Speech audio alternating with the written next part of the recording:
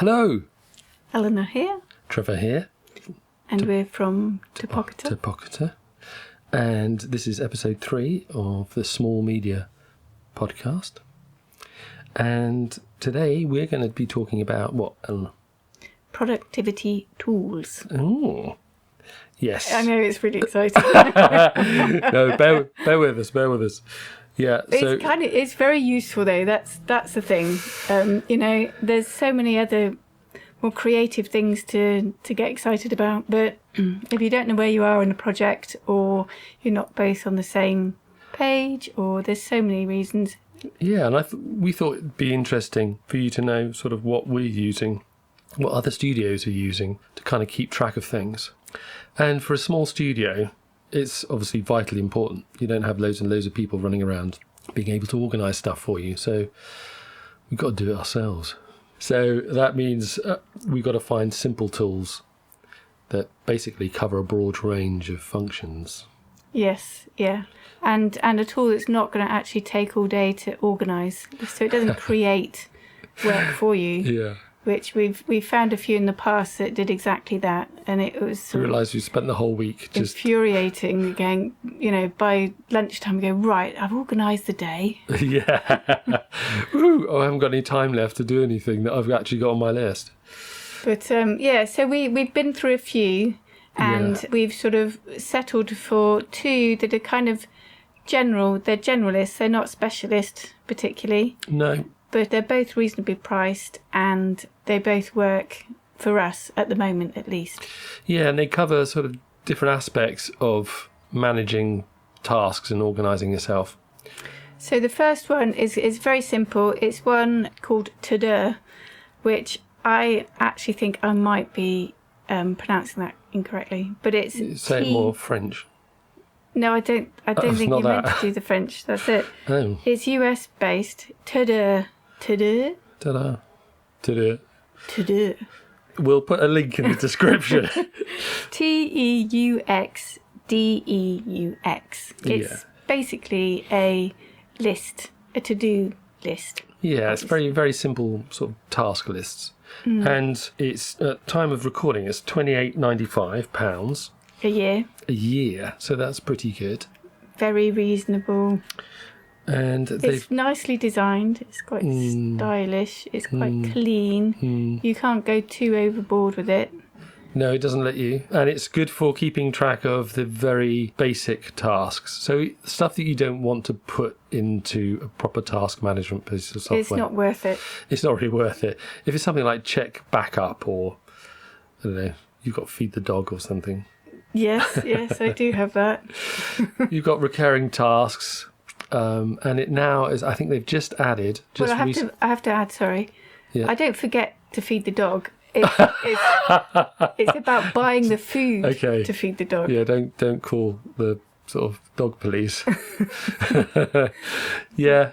So it does, I think they've just introduced a notes section to that. So you can sort of flesh out that simple task. Okay. Anyway, that's the first one.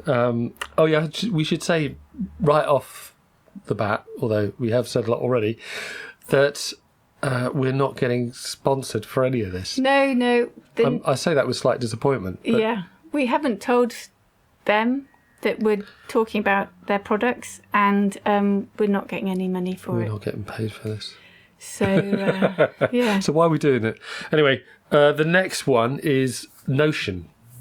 Now, probably a lot of people know about Notion. Yes. We'll put the link in the description as well. Notion is a very flexible database app. Yeah, it sounds really exciting. Yes, it does. As soon as you mentioned database, no, stay awake. It works in a browser, but it does have an app for desktop and for your phone as well. Yes, so it syncs across, and it's quite handy when you're going to conferences and stuff, and you can just... You have it on your tablet. Have it on the tablet, and you can even, what I did recently is use the microphone on the tablet to just record my notes directly into Notion. That's something we mentioned in the previous podcast. Because I can't touch type, basically. Right. We did, for Notion, we tried, oh my goodness, before we got to Notion, we tried quite a few There were quite a few on the list. productivity tools that have sort of fallen by the wayside. Yeah, and I've heard others raving about a few of them, but it just didn't work for us. Shall I mention a few? Yeah, FileMaker. FileMaker. We couldn't keep Trello. up. We couldn't keep up with that, and actually that got quite expensive, and it wasn't useful for a lot of different tasks. It was mainly database, very sort of dry, and you had to learn quite a bit. Yeah, I did like Notion- it, but we sort of outgrew it. Yes, yeah. Notion is quite intuitive, which is great because I don't really want to read instructions either. No, there's no huge manuals to kind of plough through. Evernote was one that sort of definitely fell by the wayside. Yeah, that was a bit stressful thinking you'd lost bits and pieces. But Yeah. we did seem to not be able to kind of get to grips with the way that it sort of dealt with stuff. But this has various features that we use quite a lot. Yeah. There's probably quite a few more features that we don't or haven't yet used. No, it's just the way you apply it, isn't it? Because it's quite versatile. Well, each entry opens up into another page, Yeah. and then an entry on that page can open into a page, and then again. Wow, So, down the rabbit hole. yeah, so you can really drill down, or you can get a lot of information in there. I personally like the toggle list. Yes, That's you can my have. personal favourite. So there's various ways you can format it, and that's what makes it so flexible. So if you want to use it as a task management tool, then it does allow you to have the Kanban view, so the sort of card view in columns that you can drag to-dos over to in progress Done. or done, hopefully. It has the Gantt chart view, Yeah, so timeline. Yeah. like a calendar timeline thing. And also deals with dependencies, so that's a fairly recent thing, so you can actually make sure that one task doesn't get done before another task. Yes. It's got a lot of, I mean, when you And get into it, search. yeah, the overall search is brilliant in that. And it does have an AI angle to it as well. So if you're typing something, it can actually suggest various other ways of formulating your paragraph or whatever. So it's worth looking at, especially for a small studio where you want something that just wears many hats. Did we say how much it was? I'm not sure we did actually. I don't think we did. So how much is it? It's 180 sterling pounds Sterling pounds. per year, Shiny sterling pounds. and it's well worth it. Yeah, so is it $190 or something like that? Oh, I don't know. I don't know in but we're- dollars. I mean, yeah, okay then, it's around 180 because I think it's converted from dollars. But because it does so much, you basically, it means you're not paying for lots of other various tools you might be using. You don't need a whole load of plugins that connect all the different tools that you might be using. So you kind of know where you are with it, and it's quite calming for some reason. You know, the interface looks quite calming. Yeah, and it has a calendar app that's just come out as well. So it's a separate app, I think it's only for desktop at the moment. But it's brilliant because, well, for things like Zoom meetings, you can link it up to Zoom so that when that meeting actually arrives, you can just click on the button within the Notion app to start the meeting. And also you can, if you're trying to organise a meeting with someone, if people are familiar with Calendly, you can do a similar thing in the Notion calendar and let people know when you're free or busy through And the app. they can kind of book it in, and then it They can gets book it in. planted in everyone's calendar who's involved. And that goes for consecutive meetings as well. If it's a repeat meeting, it's always planted. It's pretty good. Handy. It's very handy. So I think that is probably a good roundup That's a good rundown. of the apps we use. So if you're not using those, it's worth taking a bit of a look at them, what you are using, Yeah. and what you kind of... Maybe you've got a better one.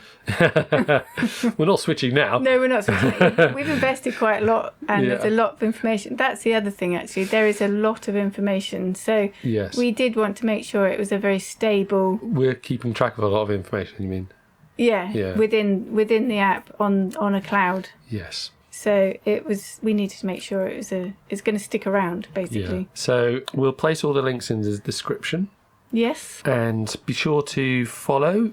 I think follow Spotify and a few others. Yes. And you could- subscribe if it's YouTube. and you can also comment on YouTube. Yes, you can.